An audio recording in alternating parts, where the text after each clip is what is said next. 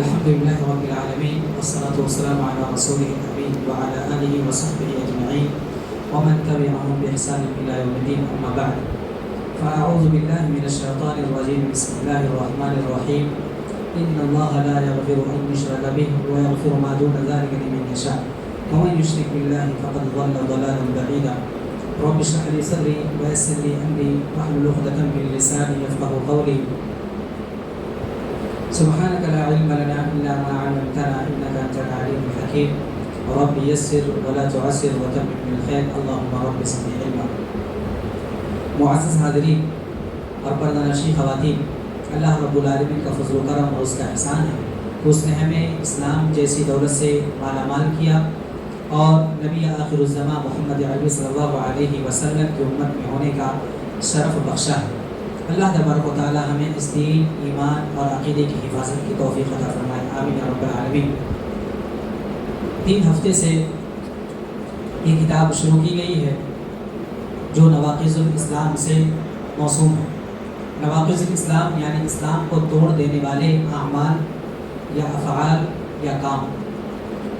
ان میں سے پچھلے ہفتے یہ بات بیان کی گئی کہ انسان جب اسلام سے خارج ہوتا ہے تو موٹی موٹی 4 چیزیں ہوتی ہیں جنہیں ہم ردت کا نام، ارتداد کا نام دیتے ہیں.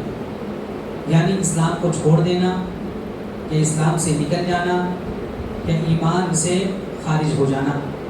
ان میں سے ایک چیز یہ ہے کہ کسی کو زبردستی نہ کیا گیا ہو کسی کے اوپر اور وہ کفر کا کوئی کلمہ کہے یا شرک کا کوئی کلمہ کہے. دوسری چیز ہے کفر یا شرک کا کوئی عقیدہ رکھے، کوئی اعتقاد رکھے. تیسری چیز تھی کفر یا شرک والا کوئی کام کرے. اسی طرح سے چوتھی چیز تھی کہ جو بھی شریعت میں چیز ہے اس میں شک کرنا، یا تو دین کے اندر یا تو نبی کریم صلی اللہ علیہ وسلم کی طرف سے کوئی چیز آئی ہوئی. اور یہ بات بیان کی گئی تھی کہ یہ تمام احکام، یہ تمام اعمال ہمیں جاننے کی ضرورت ہے. اور جیسا کہ فضیلت الشیخ صالح الفوزان حفظہ اللہ نے کہا، یہ تمام لوگوں پر واجب ہے کہ ان چیزوں کو ضرور جانیں تاکہ اس کے ذریعے سے عقیدے کی، دین کی، ایمان کی اور اسلام کی حفاظت کر سکیں. اور اس سلسلے میں یہ بات بیان کی گئی تھی کہ اس سلسلے میں لوگوں کی 3 قسمیں بنتی ہیں. ایک تو وہ کہ جو بالکل آخری درجے میں غلو کرتے ہیں، کسی بھی عمل کو انجام دینے کی وجہ سے ان کا کانسیپٹ اور ان کا تصور یہ ہوتا ہے کہ اگر کوئی شخص گناہ کا ارتکاب کرتا ہے تو وہ اسلام سے خارج ہو جاتا ہے. یعنی بڑے بڑے گناہ جن کو ہم کبیرہ گناہ کہتے ہیں، تو کبیرہ گناہ کرنے کی وجہ سے ان کی تکفیر کی جائے گی. اسی طرح سے اس کو، ایسے شخص کو اسلام سے خارج سمجھا جائے گا. اور یہ خوارج کا طریقہ ہے، خوارج کا طریقہ ہے. اور یہ خوارج نبی کریم صلی اللہ علیہ وسلم کے زمانے کے بعد، نبی کریم صلی اللہ علیہ وسلم کے زمانے میں بھی، اور آپ صلی اللہ علیہ وسلم کے بعد خلفائے راشدین اور بعد کے دور میں بھی یہ پائے جاتے ہیں، پائے جاتے رہے ہیں اور آج بھی پائے جاتے ہیں. ان کے یہاں یہ چیز ہے کہ کوئی بڑا گناہ اگر کوئی کرتا ہے تو اسلام سے خارج ہو جاتا ہے. اسی طرح سے ان کے اعتقاد میں جیسے یہ بھی ہے کہ اگر کوئی شخص یا کوئی حاکم اگر کتاب اللہ اور سنت رسول کے علاوہ کسی چیز کو قانون سمجھتا ہے تو وہ بھی اسلام سے خارج ہے، اور ایسے حاکم کا ساتھ دینا بھی کفر ہے. لہذا حاکم، محکوم سب کے سب کافر ہو جاتے ہیں. اسی طرح سے ان کے یہاں یہ ہے کہ ایسے مسلمان کا خون بہانا بھی حلال ہے. اسی طرح سے دوسری قسم یہ ہوتی، یعنی یہ جو لوگ ہیں انہوں نے کفر کو اور کفر کی نیچے چیز کو، یعنی جس کو کہا جاتا ہے کفر دونا کفر، یہ اصطلاح ہے، ٹرم ہے کہ ایسا کفر جو کفر نہ ہو، مطلب یہ ہے کہ بڑا کفر نہ ہو، کفر اصغر کا نام دیا جاتا ہے. اسی طرح سے شرک اصغر اور شرک اکبر، ان قسموں سے وہ ناواقف ہوتے ہیں، اسی وجہ سے ایسا کام کرتے ہیں. اسی طرح سے دوسرا فرقہ بتایا گیا تھا مرجیہ کا فرقہ، جو کہتے ہیں کہ اسلام قبول کرنے کے بعد، ایمان لانے کے بعد کوئی بھی گناہ کرے، کوئی بڑا گناہ کرے، چھوٹا گناہ کرے، کوئی عمل کرے یا زبان سے کچھ کہے، کوئی بھی فرق نہیں پڑتا. اسلام اور ایمان اتنا کمزور نہیں ہے کہ اس میں کوئی فرق پڑ جائے. وہ کہتے ہیں اسلام لانے کے بعد کوئی بھی گناہ انسان کرے، کسی کا قتل کرے، کسی کو گالی دے، کسی کا مال چوری کر لے، کوئی فرق نہیں پڑتا. جس طرح سے ایسے شخص کا اسلام ہوتا اسی طرح سے ایک تقوی اور پرہیزگار انسان کا بھی اسلام اور ایمان ویسا ہوتا ہے. لہٰذا مرجیہ اس طرف ہے اور خوارج اس طرف ہے. یہ کہتے ہیں ایک گناہ اگر کہہ دے کوئی گناہ کر دے تو اس کی وجہ سے اسلام سے خارج ہو جاتا ہے. یہ کہتے ہیں اگر 100 گناہ بھی کرے تو اسلام میں کچھ بھی فرق نہیں پڑتا, جنت کے درجات میں بھی کوئی فرق نہیں پڑتا. اسی طرح سے تیسرا فرقہ تو نہیں کہیں گے, تیسری جماعت اور اصل جماعت یہی ہے جس کو ہم جماعت اسلام یا اسی طرح سے اہل سنت والجماعت سلف کا نام دیتے ہیں. تو یہ ہے کہ تمام نصوص کو جمع کرتے ہیں اور کہتے ہیں اس میں فرق ہے کہ اگر کوئی گناہ کرتا ہے تو اس کی سزا متعین ہے, اس کے عمل کے بدلے میں اس کو سزا ملے گی. اور اگر کوئی شخص ایسا ہے جو کوئی ایسا عمل انجام دیتا ہے جس کی وجہ سے اس کے ایمان میں کمی آ سکتی ہے تو اس کے ایمان میں بھی کمی آئے گی, اس کا ایمان بھی خطرے میں پڑ سکتا ہے. لہٰذا اگر کوئی شخص ایسا ہے جو بڑے گناہ کا ارتکاب کرتا ہے تو اس کا اسلام نچلے درجے کا ہوگا, اور کوئی شخص ہے جو گناہ نہیں کرتا یعنی بڑے گناہوں سے بچتا ہے تو اس شخص کا لیول جو ہے اسلام کا ایمان کا بلند ہوگا. اسی طرح سے یہ کہتے ہیں کہ اگر کوئی ایسا کام انجام دے دے جو شرک والا ہو, کفر والا ہو, تو اسلام سے وہ خارج ہو جائے گا. مرجیہ کی طرح نہیں کہ کوئی بھی کام کرے تو اسلام کے اندر رہے گا. اسی چیز کو بتا رہے تھے مؤلف رحمہ اللہ, اور اس کے بعد بتاتے ہیں کہ ان چیزوں کا جاننا بہت ہی اہمیت کا حامل ہے, تاکہ اگر کوئی نہ جانے تو یا تو خوارج کے ساتھ چلا جائے گا یا مرجیہ کے ساتھ چلا جائے گا. اگر کوئی صرف ان کتاب اللہ کی, کلام اللہ کی ان آیتوں کو دیکھیں جن کے اندر صرف وعید ہے, یعنی کوئی گناہ کرے تو جہنم میں ڈالا جائے گا, کوئی یہ کام کر دے تو جہنم اس کے لیے ہے, تو ان چیزوں کو دیکھ کر کے وہ سمجھے گا کہ اللہ کے یہاں تو رحمت نام کی کوئی چیز ہے ہی نہیں, جیسے خوارج کے یہاں ہے, تو خوارج کے ساتھ چلا جائے گا. اسی طرح سے کوئی اگر مغفرت اور رحمت والی آیتوں کو دیکھے تو وہ مرجیہ کے ساتھ چلا جائے گا کہ اللہ رب العالمین کی رحمت بہت بڑی ہے, 100 قتل کرنے والے کو بھی اللہ نے بخش دیا, تو ہمارا کیا ہے, ہم تو ویسے اتنے بڑے گناہ گار نہیں ہے, لہٰذا ہماری بخشش ہو جائے گی, تو وہ ان لوگوں کے ساتھ ہو جائے گا. لہٰذا مؤلف رحمہ اللہ کہتے ہیں, شاعر حفظہ اللہ کہتے ہیں کہ ایسے لوگوں کو کتاب اللہ اور سنت رسول کی تمام نصوص کو سمجھنا چاہیے, سامنے رکھ کر کے فیصلہ کرنا چاہیے. اور یہ ایسے لوگ کرتے ہیں جو علم رکھتے ہیں, لہٰذا علم بہت ضروری ہے. اگر علم نہ ہو تو نصوص کی پرکھ نہیں ہو سکتی, واقفیت نہیں ہو سکتی. اس لیے کہتے ہیں کہ جو شخص گمراہ ہوتا ہے یا تو خوارج کے ساتھ چلا جاتا ہے یا تو مرجیہ کے ساتھ چلا جاتا ہے, اور بھی دوسرے فرقے ہیں ان فرقوں کے ساتھ چلا جاتا ہے, تو اس کی کئی وجوہات ہیں. ان میں سے بڑی وجہ 2 ہیں. وہ یہ ہے کہ ان امور جو امور بتائی جا رہی کتاب میں, ان امور سے, ان معاملات سے ناواقفیت, جہالت, ان تمام چیزوں کو نہ جاننا اور جاننے کی کوشش بھی نہیں کرنا. کہتے الجہل بہذه الامور وعدم تعلمها, ان چیزوں کو ایک تو جانتا بھی نہیں انسان اور دوسرا جاننے کی کوشش نہیں کرتا, لہٰذا جس کی وجہ سے حق و باطل کے درمیان تمیز نہیں کر سکتا. دوسرا یہ ہے, دوسری وجہ, بڑی وجہ یہ ہے کہ اللہ کے اوپر کوئی بھی بات کہہ دینا ان کے لیے آسان ہوتا ہے کہ اللہ رب العالمین نے ایسا کیا, یا اللہ رب العالمین رحمت, بالکل اللہ رب العالمین کی رحمت ایسی ہے کہ ہم تصور بھی نہیں کر سکتے, اور اللہ سب کو بخش دے گا. یہ اللہ رب العالمین نے کہا نہیں سب کو بخش دے گا, ایسا نہیں ہے, بلکہ گناہگاروں کو یا شرک کرنے والے کو, کفر وہ کرنے والوں کو نہیں بخشے گا. یہ بھی جو شروع میں نے آیتیں پڑھی. لہٰذا ایسے لوگ جو ایک طرف کو لیتے ہیں, ایسے لوگ کیا کرتے ہیں, اللہ کے اوپر ایسی باتیں کرتے ہیں جو ان کو اس کا علم نہیں ہوتا. لہٰذا ایسے لوگ آج کے دن کہتے ہیں متعالم, عالم بننے کی کوشش کرنا, زبردستی کا عالم اس کو کہا جاتا ہے. متعالم آپ نے سنا ہوگا. تو یہ بڑے بڑے مسائل میں, بڑے بڑے امور میں یہ جرأت دکھاتے ہیں, ہمت دکھاتے ہیں. لہٰذا عقیدے کے مسائل پر بھی وہ کھلے عام چیلنج کرتے ہوئے نظر آتے ہیں. لہٰذا ایسے لوگ گمراہ ہو جاتے ہیں اور دوسروں کو بھی گمراہ کرتے ہیں, یہاں تک کہ ان کے پاس علم نام کی کوئی چیز نہیں رہتی. لہٰذا وہ سمجھتے ہیں کہ ہم عالم ہیں. لہٰذا حق و باطل کے درمیان تمیز یہ بہت بڑی چیز ہے. کہتے ہیں یہ علم سے آتا ہے, علم سیکھنے سے آتا ہے, فقہ سے آتا ہے. اس کے بعد بہت ساری باتیں انہوں نے کی ہیں. مختصر طور پر بتا رہا ہوں میں کہ علم دین حاصل کرنا اور علم کی پرکھ, فقہ, تفقہ, سمجھداری, سوچ, فکر, شعور اور ادراک, ان تمام چیزوں کو جاننا بہت ہی ضروری ہے. لہٰذا اگر کوئی شخص کہے کہ میں نے کتاب اللہ کو حفظ کر لیا ہے, کتاب اللہ کو میں نے قرآن کریم کو پورا حفظ کر لیا, کوئی کہے میں نے صحیح بخاری یاد کی ہوئی ہے, کوئی کہے صحیح مسلم مجھے یاد ہے, کوئی کہے کہ مجھے نمبر کے ساتھ حدیثیں یاد ہیں, تو ایسے لوگوں کے चक्कर में ना पड़ा जाए। कहते हैं सारे अल्फौज़ान हफिज़हुल्लाह कि ऐसे लोगों के चक्कर में ना पड़े। ऐसे लोग क्या करते हैं, किताबुल्लाह का नाम लेकर, हदीसों का नाम लेकर के गुमराह करने की कोशिश करते हैं।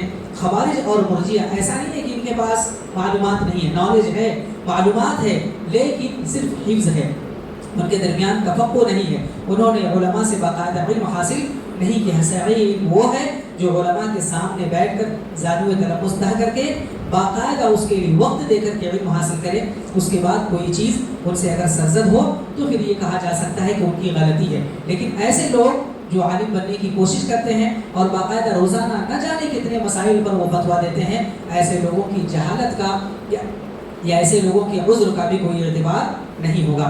उसके बाद कहते हैं कि इसी बात को अल्लामा इब्न क़य्यिम रहमहुल्लाह ने 2 अशार में बयान किया है।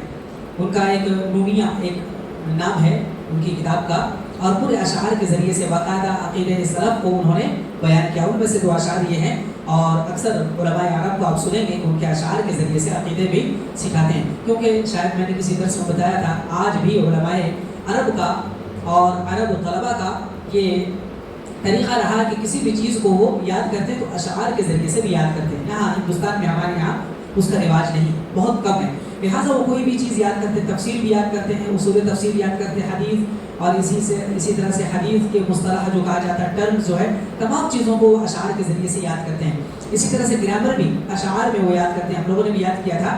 बहरहाल तो ये जितने भी उलूम हैं, जितने भी फ़नून हैं, वो अशार के ज़रिए से याद करते हैं, और उनको इन चीज़ों के ज़रिए से याद करना उनके लिए आसान रहता है, क्योंकि उनके यहाँ वही माहौल है।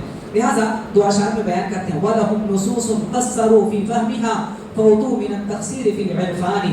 कहते हैं कि उनके यहाँ नुसूस तो है, नुसूस यानी कुरान और हदीस का ज़ख़ीरा है, बहुत बड़ा ज़ख़ीरा है। आपको सुनाएंगे तो आप थक जाएंगे सुनते सुनते, वो सुनाते थकेंगे नहीं। यहाँ की आयत, वहाँ की आयत, सूरह नंबर ये, आयत नंबर ये। इसी तरह से हदीसें, सही बुखारी, सही मुस्लिम, सुनन तिरमिज़ी, फलां ने सही करार दिया है, फलां ने इसको अपनी हदीस में नकल किया, फलां बाब के तहत ये हदीसें आती हैं। लेकिन कहते हैं क़स्सरू फ़ी फ़हमिहा, लेकिन समझ नहीं है। एक हदीस बयान करने के बाद फ़ौरन फतवा देते थे, देखो हदीस में ये है, ये लोग इनकार करते हैं, जबकि कहते हैं क़स्सरू फ़ी फ़हमिहा। अल्लामा इब्न क़य्यिम रहमहुल्लाह ने आज से तकरीबन 800 साल पहले बता दिया। फ़ऊतू मिन अत-तक़सीर फ़िल इरफ़ानी, कहते हैं जिसकी वजह से वो मनहज सलफ़ से या मारिफत से हटे हुए हैं। इसी तरह से कहते हैं वल जहलु दाउ क़ातिलुन शिफ़ाउहु व शिफ़ाउहु अमरान फ़ी तरकीबी मुत्तफ़िक़ानी। और ये जहालत, जो चीज़ जहालत है, ये बिल्कुल कत्ल करने वाली बीमारी है, ऐसी बीमारी है जो कत्ल कर देने वाली है। और उसकी शिफा क्या है? 2 चीज़ें हैं, तरकीब में 2 चीज़ें हैं, यानी उनको जानना। और उसके बाद उसकी तशरीह करते हुए कहते हैं नस्सुम मिनल कुरान व मिन सुन्नति व क़बीहु ज़ालिकल आलिमुर रब्बानी। कहते हैं कि नुसूस क्या है? कुरान और हदीस की नुसूस, ये तो असल है। व क़बीहु ज़ालिकल रब्बानी, लेकिन दोनों का बाकायदा, दोनों को तरतीब देना, जिसको सिंथेसिस कहते हैं इंग्लिश में, दोनों को तरतीब देना, बाकायदा मिलाना। नस तो है, ये एक तरफ मसला है, एक तरफ नस है, लेकिन इसको इसके साथ मिलाने का तरीका क्या है? कहते हैं वक़बीहु ज़ालिकल आलिमुर रब्बानी। इसका डॉक्टर क्या है? कौन है? आलिम रब्बानी, आलिम है जो रब्बानी यानी बेहतरीन इल्म रखने वाला हो। उसके बाद मिसाल देते हैं, उसकी तशरीह करते हुए सारे अल्फौज़ान हफिज़हुल्लाह कहते हैं कि आज जो नौजवानों के अंदर जज्बाती जो जज्बात हैं, वो उसकी मिसाल है। मिसाल के तौर पर कुछ जानते नहीं, कुरानी आयत है, इसी तरह से हदीसें याद हैं, और ये मसाला फ़ौरन फिट करने की कोशिश करते हैं। लिहाजा बयान करते हैं कि ऐसे लोग आज के यहाँ गुमराह हो रहे हैं। उसके बाद मिसालें देते हैं, कहते हैं कि ये आयत है और ये हदीस, ये मसला है, ये हदीस है, ये मसला है, लेकिन मसले के बारे में ये फिट होगा, ये नस फिट होगी या नहीं, ये आयत फिट होगी नहीं मालूम। मिसाल के तौर पर कहते हैं कि ये दवा है, उनको मालूम है कि ये दवा है। इसी तरह से एक तरफ है बीमारी, उनको मालूम है ये बीमारी है, लेकिन इस तरफ दवाएं बहुत सारी हैं, इस तरफ बीमारियां बहुत ज़्यादा हैं। अब किसी दवा के ज़रिए से कोई बीमारी ठीक होगी, कोई बीमारी और बढ़ जाएगी। तो इसी तरह से ये कहते हैं कि कोई भी दवा लेकर के किसी बीमारी में वो चश्मा करने की कोशिश करते हैं। कहते हैं उनको ये नहीं मालूम कि इस बीमारी में ये दवा लगेगी, ये दवा लगेगी, लेकिन लिहाजा मेडिसिन स्टोर में आप जाएँ कि ये भी दवा है ना, वो भी टैबलेट है, दोनों की साइज़ भी एक ही है, दोनों की कंपनी भी एक ही है। उन चीज़ों को देख करके आप समझेंगे कि ये बीमारी ठीक हो जाएगी। तो उसी तरह से गोया कि ये लोग करते हैं। लिहाजा दवा का इल्म भी होना ज़रूरी है, بیماری کی تشخیص بھی ضروری ہے. بیماری کیسے ٹھیک ہوگی, کس وجہ سے ہوئی ہے اس کی بیماری. اسی طرح سے مسائل جو ہیں یا دین میں بھی کچھ بیماریاں ہوتی ہیں, لہٰذا جسم میں جس طرح بیماریاں ہوتی ہیں اور اسی طرح سے کسی دوا سے وہ بڑھتی ہے, کسی دوا سے وہ بیماری گھٹتی ہے, اسی طرح سے مسائل میں بھی یہ چیزیں ہوتی ہیں. لہٰذا کہتے ہیں فالعالم بمنزلۃ الطبیب مع المرضى, کہتے ہیں عالم گویا کہ ڈاکٹر کی جگہ پر ہوتا ہے. جس طرح سے ڈاکٹر جانتا ہے کہ اس مریض کے ساتھ کیسا معاملہ کرنا ہے, اسی طرح سے ایک عالم جانتا ہے کہ ایک دل کے مریض یا اسی طرح سے جو عقیدے کا مریض ہے اس کے ساتھ کیسا معاملہ کرتا ہے. لا بد من امرین ان يعرف الدواء ومواقع الدواء, کہتے ہیں کہ دوا کا علم بھی ہونا چاہیے اور کہاں دوا لگے گی اس کا بھی علم ہونا چاہیے. اگر کوئی مرہم لے اور کہے کہ دوا جس طرح سے کھاتے مرہم کو کھا لیا جائے, اس جگہ نہ لگایا جائے تو کیسا ہوگا, اس کی بیماری بڑھے گی نا بلکہ مر جائے گا. تو بتاتے ہیں کہ اس طرح سے جاننا ضروری ہے. اس کے بعد یہ تمہید کی باتیں جو تھی وہ ختم ہو گئی. اب اس کے بعد باقاعدہ بتا رہے ہیں کہ اس کے بعد یہ چیزیں شروع ہوں گی کہ ناقض اول کیا ہے, یعنی پہلا وہ کام یا پہلا وہ امر, وہ چیز جس کے ذریعے سے اسلام سے کوئی خارج ہو جاتا ہے وہ کیا ہے. تو سب سے پہلے انہوں نے شرک کو بتایا ہے اور شرک کی وضاحت کی ہے. اس کے بعد ایک درس اس کے لیے انشاءاللہ رہے گا. اس سے پہلے کچھ سوالات جو فضیلت الشیخ صالح الفوزان حفظہ اللہ سے اس درس کے بعد کیے گئے تھے, وہ میں مناسب سمجھتا ہوں کہ آپ کے پاس بھی رکھ دیے جائیں جو چیزیں پڑھی ہوئی ہیں, ٹھیک ہے, اسی سے ریلیٹڈ. مثال کے طور پر کہتے ہیں هل هناك فرق بین نواقض الاسلام و نواقض الایمان. نواقض اسلام ہم لوگوں نے پڑھا, اب نواقض اسلام اور نواقض ایمان میں کوئی فرق ہے یا نہیں, یہ بتائیے آپ لوگ. سمجھ میں آئی بات نا, نواقض اسلام کے بارے میں ہم لوگوں نے پڑھا نا اور ابھی اسی کے سلسلے میں پڑھ رہے ہیں. تو نواقض اسلام اور نواقض ایمان ایک ہے یا الگ الگ ہے؟ جی ایک ہے, بارک اللہ فیک, ایک ہی, کیونکہ اسلام اور ایمان کہا گیا تھا نا ایک ہی ہے. اسی طرح سے نواقض ایمان اور نواقض اسلام ایک ہے. یعنی اگر کوئی شخص اسلام سے خارج ہو جاتا ہے تو گویا کہ وہ شخص ایمان سے بھی خارج ہو جاتا ہے. کسی کے دل سے ایمان اگر خارج ہوتا ہے تو ایمان بھی ختم ہو جاتا ہے. اب یہ کہا جائے کہ یہ جو نواقض ہیں جو انشاءاللہ پڑھیں گے, اگر کوئی شخص اس کا ارتکاب کرتا ہے تو اس شخص کو کیا کہا جائے گا کہ معذور ہے. اگر کوئی کہتا ہے مجھے نہیں معلوم تو کیا کہا جائے گا, معذور ہے. وہ چیزیں انشاءاللہ بعد میں پڑھیں گے. اور تھوڑا سا اشارہ میں نے کیا تھا, اگر کوئی کہتا ہے کہ مجھے نہیں معلوم, یہ جہالت کی وجہ سے کوئی کلمہ کفر ادا کر دیتا ہے, کلمہ شرک ادا کر دیتا ہے, کوئی کام کر دیتا ہے, تو کیا وہ شخص معذور ہوگا؟ اس شخص کو کہا جائے گا نہیں, یہ شرک والا کام نہیں کیا. تو دیکھیے جاہل جو ہوتا ہے اگر اس نے باقاعدہ سیکھنے کی کوشش کی ہے, بیٹھا ہے, اور اس کے بعد اگر کوئی ایسا کام کر دیتا ہے جس کی وجہ سے کہا جائے گا اور وہ کہے کہ میں معذور ہوں, مجھے نہیں معلوم, تو اگر اس نے کوشش کی ہے تو اس کو معذور سمجھا جائے گا.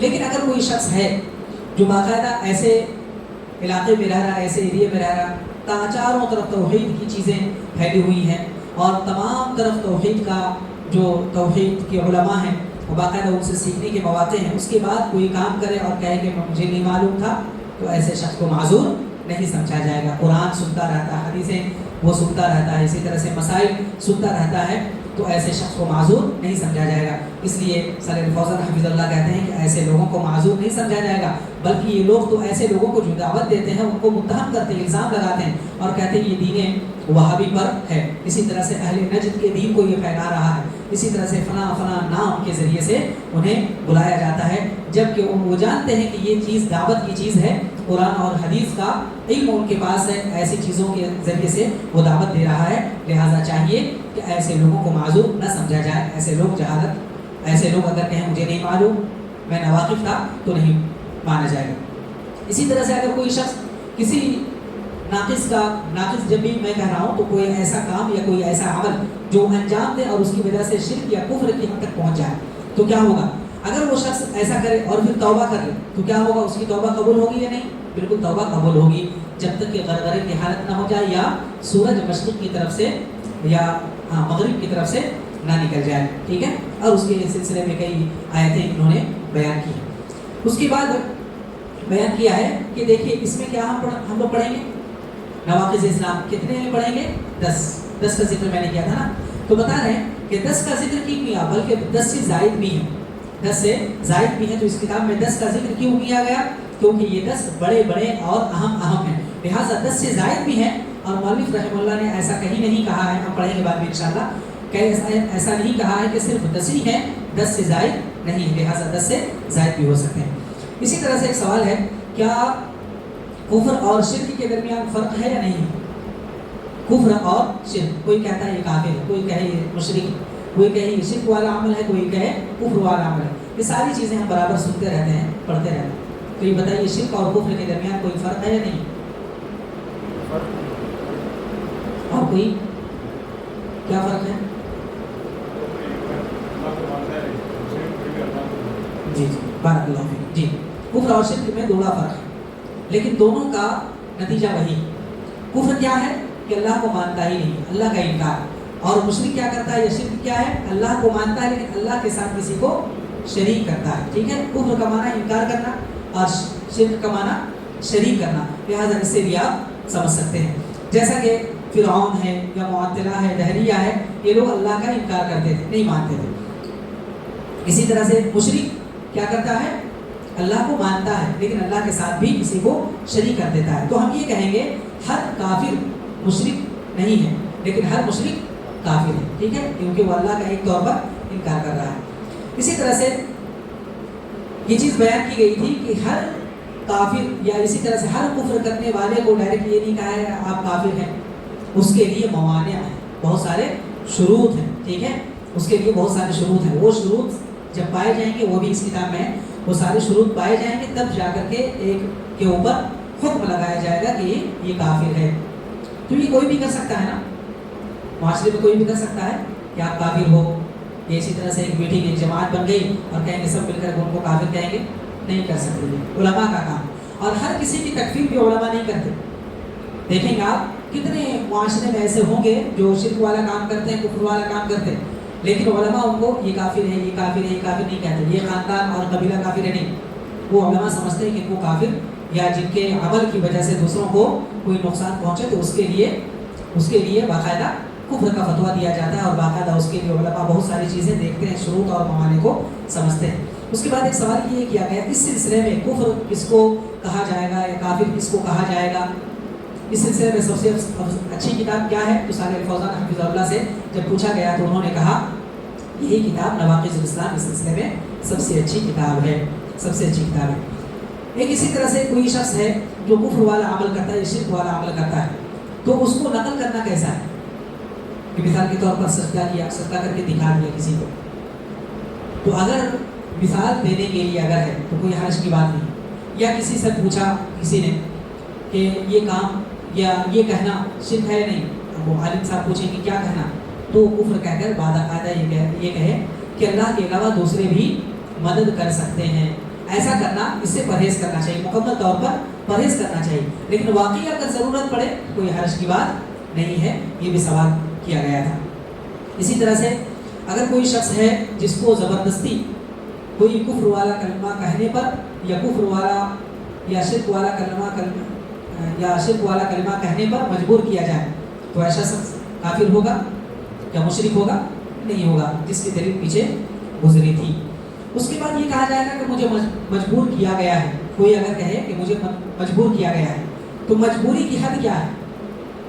اجبار کی، کسی نے کہا مجھے مجبور کیا گیا ہے یا اس لیے میں نے ایسا کام کر دیا۔ اصل میں یہ اسلامی حکومت جب وہ اسلامی ملک ہو تب یہ سارے مسائل آتے ہیں، باقاعدہ قاضی کے پاس، حاکم کے پاس یہ مسائل جاتے ہیں کہ اس کو مرتد کہا جائے گا یا نہیں، اسلام سے خارج سمجھا جائے گا نہیں، اس کے بعد اس کے اوپر دیت ہے یا نہیں، اسی طرح اس کے اوپر جزیہ ہے یا نہیں، یہ سارے مسائل آتے ہیں۔ ہم تو اس ملک میں نہیں رہے، اس کے باوجود یہ جاننا ہمارے لیے تھوڑا تو ضروری ہے۔ اللہ کرے ہمارے لیے کوئی ایسا راستہ ہموار ہو جائے کہ ہم انشاءاللہ ہم لوگ سکون کے ساتھ ہر جگہ رہ سکیں۔ تو یہ جو مجبوری ہوتی ہے وہ مختلف ہوتی ہے، لہٰذا علماء یہ سمجھیں گے، باقاعدہ اس کے پاس تمام ثبوت پیش کیے جائیں گے، اس کے بعد یہ سمجھا جائے گا ہاں واقعی یہ مجبور کیا گیا تھا یا نہیں، کیونکہ قرآن کی آیت الا من اکرہ وقلبہ مطمئن بالایمان، یہاں پر بالکل صاف اور واضح ہے کہ جس کو مجبور کر دیا گیا، ٹھیک ہے۔ اس کے بعد کسی معین شخص کو، یہ تو سوال آ گیا ہے، کسی معین شخص کو ہم کافر یا مشرک نہیں کہہ سکتے، ٹھیک ہے۔ اسی طرح سے بہت سارے، ہاں اگر کوئی شخص ہے جو یہ کہے کہ آپ علم غیب جانتے ہیں، کہ اسی طرح سے فلاں غیب کا علم اس کو معلوم ہے، تو یہ کہنا کیسا ہے؟ درست ہے نہیں ہے؟ یہ ساری چیزیں انشاءاللہ بعد میں آئیں گی۔ اگر باب مزاح کہتا ہے یعنی مذاق کے طور پر، استہزاء کے طور پر، یہ بالکل جائز نہیں ہے، بلکہ علماء کا اتفاق ہے اس بات پر کہ ایسا شخص کافر ہو جائے گا، مرتد ہو جائے گا، اسے کلمہ پڑھنا پڑے گا۔ لہٰذا اگر کوئی شخص ایسا کہتا ہے کہ آپ تو سب جانتے ہیں، جیسا ہم لوگ کہتے ہیں عام زبان میں، تو ہمارا اس سے مقصد یہ نہیں ہوتا غیب جانتے ہیں، ہم کیا سمجھتے ہیں کہ آپ تو بہت زیرک ہے، بہت زیادہ چالاک ہے نا، بہت زیادہ آپ مثال کے طور پر چیزوں کو پرکھ لینے والے ہیں، ایسا سمجھتے ہیں کہ آپ کیا کھا کر آئے ہیں، شاید یہ کھا کر آئے ہیں مثال کے طور پر، کہ آپ سفر سے آئے ہیں، تو ہمیں تو علم نہیں نہ بتایا گیا آپ سفر سے آئے ہیں، کیونکہ وہ نشانات سمجھ کر کے چہرے کو دیکھ کر کے پڑھ کر کے وہ بتاتے ہیں، تو ایسا شخص ایسا نہیں کہے گا غیب کا علم اس کو ہے یا غیب کے علم کا دعویٰ کر رہا ہے، ایسا بالکل نہیں کہہ سکتے ہم، کیونکہ ہمارے معاشرے میں یہ چیزیں ہوتی ہیں کہ میں بتا دوں گا کہ آپ کیا کر کے آئے ہیں، تو نہیں آپ تو یہ دعویٰ کر رہے ہیں، تو ایسا نہیں کہا جائے گا، ٹھیک ہے؟ تو یہ جس طرح سے یہ بڑا معاملہ ہے نا، تو اسی طرح سے چھوٹے معاملات کو بھی بڑا معاملہ نہیں کرنا چاہیے۔ اسی طرح سے یہ چیز بتائی گئی ہے، ایک وہ بھی مسئلہ ہے کہ اگر کوئی کلمہ کفر کہے پھر فوراً توبہ کر لے تو کیا وہ غسل کرے گا یا نہیں غسل نہیں کرے گا، ٹھیک ہے؟ وہ اصل میں غسل والا معاملہ ہے کہ اگر کوئی اسلام قبول کرتا ہے تو کیا کرے گا؟ غسل ہے، جبکہ واجب نہیں ہے، سنت ہے۔ تو اگر کوئی اسلام قبول کرتا ہے تو جس طرح سے غسل کرنا ہے اسی طرح سے ارتداد کے بعد بھی تو اسلام نئے سرے سے اسلام میں داخل ہو رہا ہے، لہٰذا ایسا شخص غسل کرے گا نہیں، یہ بات بیان کی ہے۔ اسی طرح سے ایسا شخص جو مرتد ہو گیا اس کے بعد وہ فوراً اسلام میں دوبارہ داخل ہو جاتا ہے اور کہتا ہے کہ میں توبہ کرتا ہوں، تو اس کا اسلام ایکسیپٹ کیا جائے گا نا؟ تو اب بہت سارے مسائل یہ جو کہا گیا نا اس سے بہت سارے مسائل جڑے ہوئے ہیں۔ مثال کے طور پر اس کے اوپر حج واجب ہو گیا نہیں، کسی نے اسلام قبول کیا، اب اس نے حج کر لیا ہے، اب 2 سال کے بعد یا حج کرنے کے بعد پھر وہ ارتداد کا شکار ہو گیا، مرتد ہو گیا، پھر اب جب اسلام قبول کرتا ہے تو کیا ہوگا؟ وہ پھر سے مسلمان ہوا نا، تو اس کے اوپر حج واجب ہے نہیں، کیونکہ اگر استطاعت ہو تو حج واجب ہے۔ یہ بہت سارے مسائل آئیں گے، اسی طرح سے اس کی وراثت کا مسئلہ، اور ارتداد کے پیریڈ میں بہت سارے مسائل، باریک مسائل بھی ہیں۔ ارتداد کے پیریڈ میں اگر اس کی وفات ہو گئی یا ان میں سے کسی کی اس کے رشتہ داروں میں سے وفات ہو گئی، اس کے فوراً بعد اس نے اسلام قبول کر لیا، تو اس کی وراثت کا کیا ہوگا؟ کیونکہ ہم جانتے ہیں کافر کو مسلمان کا اور مسلمان کو کافر کا ترکہ نہیں ملے گا، ہے نا، اس کی میراث میں کوئی بھی حصہ نہیں ملے گا۔ تو یہ سارے مسائل ہیں جو جاننے سے ارتداد وغیرہ کے تعلق سے جاننے تو معلوم ہوتا ہے۔ یہ مختصر جواب یہ ہے کہ اگر کوئی ایسا شخص ہے جو ارتداد کے بعد پھر اسلام قبول کر لیتا ہے تو اس کا اسلام پہلے والے اسلام کی طرف لوٹ آئے گا، وہ سارے اعمال کا انشاءاللہ العزیز وہ حقدار ہوگا، مستحق ہوگا، اسی طرح سے اس کے اوپر دوبارہ حج بھی واجب نہیں ہوگا۔ یہ کچھ مسائل تھے سوالات کی شکل میں جو آپ کے سامنے رکھ دیے گئے۔ انشاءاللہ العزیز اگلے ہفتے سے ہم باقاعدہ نواقض شروع کریں گے۔ اللہ تبارک و تعالیٰ سے دعا ہے رب کریم ہم تمام لوگوں کو یہ جو عقیدے کی کتاب ہم پڑھنے اور اس کے علاوہ ہمیں ازبر رکھنے اور سمجھنے بوجھنے اور اسی طرح سے فہم و ادراک کی ہمیں توفیق عطا فرما، اور ہم تمام لوگوں کو علم سے جڑے رہنے، عقیدہ سلف کی حفاظت کرنے اور اسی طرح سے اپنے ایمان اور اسلام کی حفاظت کرنے کی توفیق عطا فرمائے، آمین یا رب العالمین۔ سبحانک اللہم و بحمدک، اشہد ان لا الہ الا انت، استغفرک و اتوب الیک۔ صلی اللہ علیہ وسلم۔ السلام علیکم و رحمۃ اللہ وبرکاتہ۔